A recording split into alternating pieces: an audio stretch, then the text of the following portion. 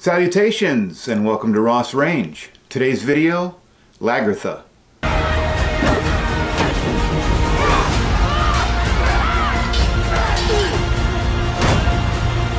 No, not that Lagertha. This Lagertha.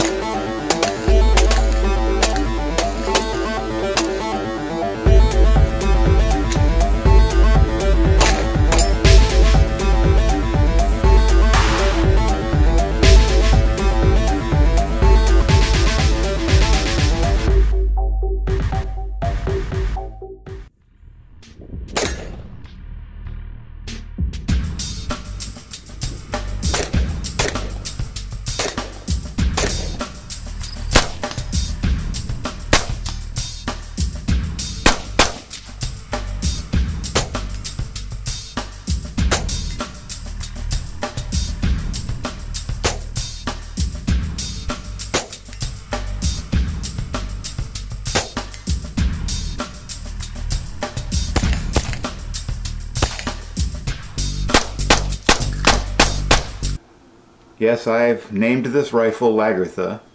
I know it's kind of silly. It's what men do, right? We name our cars, our boats, our planes, whatever, rifles. So in 2018, around Thanksgiving, I decided with all the Black Friday sales to see if I could build a battle rifle for a good price using these Black Friday sales. So I put together a list of all the parts and pieces that I would need, went out on the internet, searched all the sales, put together all the costs, and I came up with a figure. $100 billion. In my search, I ran across the pieces that I actually wanted in a complete upper and a complete lower.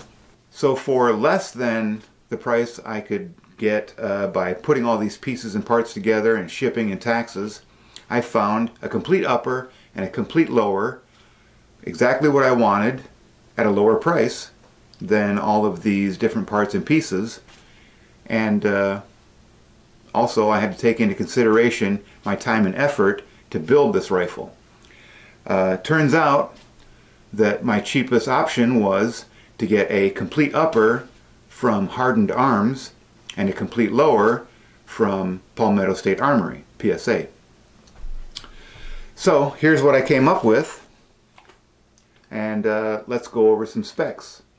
What we've got is a black anodized mil-spec upper, M4 feed ramps, laser etched T-mark upper receiver, a stainless steel 416R barrel chambered in 223 Wylde, 16-inch Socom profile barrel with M4 extension, a 6-groove 1 1/8 twist button rifled nitrogen stress relieved barrel, low profile 0.750 diameter gas block, dimpled barrel to secure the gas block, mid-length gas system, 1/2 inch by 28 threaded muzzle, stainless steel A2 flash hider, and a 12-inch M-lock handguard.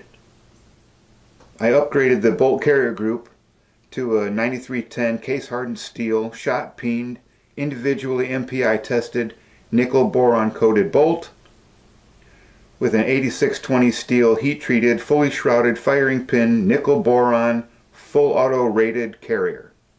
I also upgraded from the 12-inch handguard to a 15-inch. I like to put my hand out farther than 12 inches on a 16-inch barrel, so I upgraded to the 15-inch SDX. I guess that's their proprietary, that's their name for their handguard. It's an SDX M-lock rail. This is a 15-inch free-floating handguard made of 6061 T6 aircraft aluminum, M-lock mounting system at 3, 6, and 9 with a Picatinny rail on top for optic and accessory mounting, and the handguard weighs in at only 12.6 ounces. Okay, so for the PSA lower, not a whole lot to say about it. PSA lowers are pretty well tested and they get good reviews. This is a complete lower. The Magpul MOE Plus Edition with an enhanced polished trigger.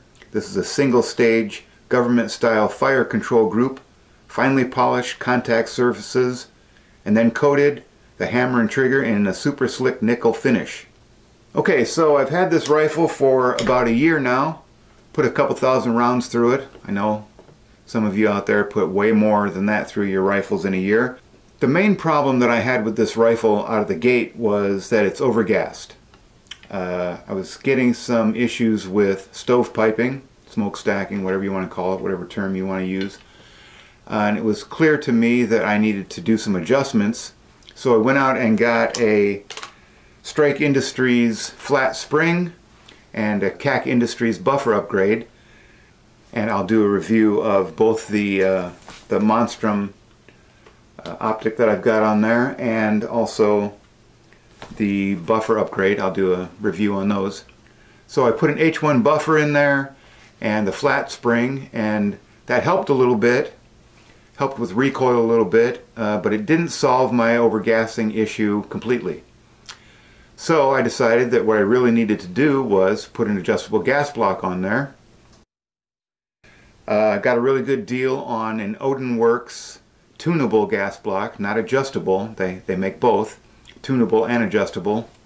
The adjustable has notches for different settings. The tunable is free floating. You just, you tune it. So once I did that, smooth sailing. It's been working like a champ now.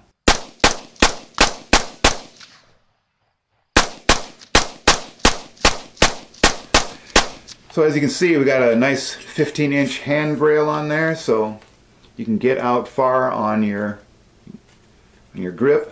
I put a Strike Industries hand stop on there. I don't have the whole thing, I don't need that. Just to stop my hand from sliding back, to know quickly where I need to be. Magpul adjustable stock. So we've got a trap door here. This is a great place for keeping some snacks. Holy Jesus!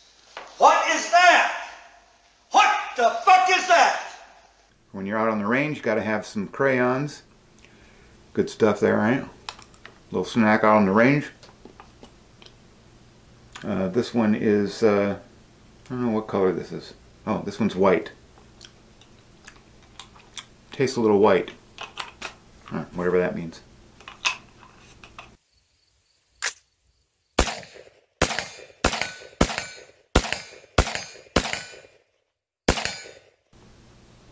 So now that I've got the issue with the overgassing worked out, I've got an H1 buffer in there and a flat spring. Runs like a champ, smooth. I'll probably put a compensator on, get rid of that A2 flash hider. Really not concerned about hiding my location, but I would like a little bit of compensation, so I'll probably find a stainless steel compensator to put on there.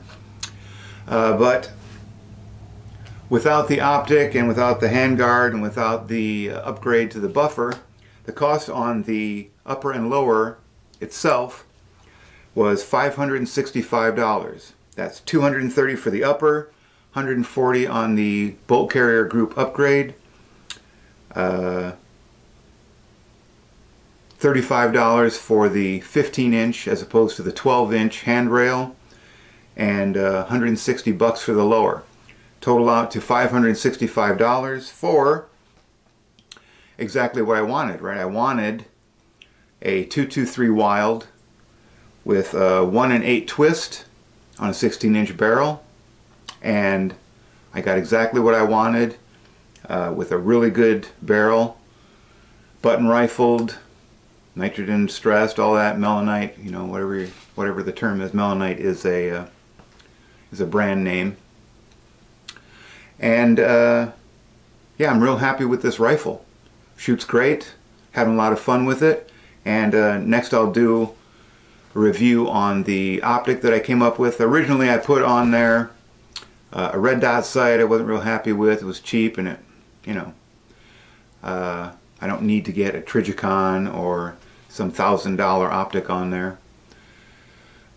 So I had a UTG bug buster on there. Wasn't real happy with that. Stuck that on 22. And found this Monstrum optic. It's a 3-to-9 power illuminated reticle. I'll do a review on that. And I'll do a review on the Odinworks tunable gas block. Unfortunately, Hardened Arms went out of business. It's a pretty deep market out there for AR15 parts, and even though they make a great product, they didn't apparently have a very good marketing and advertising campaign, and they were just unable to keep up with some of the other companies out there. And it's the way the free market works, right? If you can't compete, get out of the way and let somebody else in there. Before they went out of business, I got 2 barrels out of them, both great barrels, and unfortunately, Hardened Arms is no more. So thanks for stopping by the channel. I appreciate it. Be safe out there. Get training. Training's very important. And I'll see you on the range.